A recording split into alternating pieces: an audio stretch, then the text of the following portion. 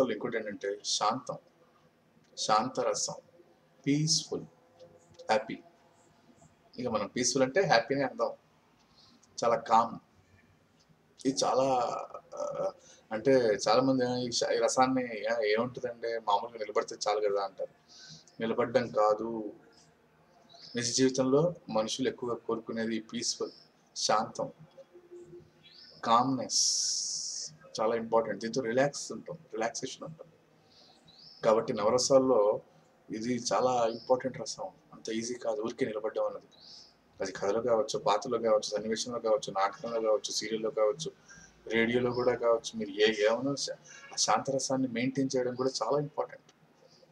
చాలా మంది దీనికోసమే తపస్సులు, ధ్యానం, యోగా ఎన్నెన్నో చేస్తున్నారు.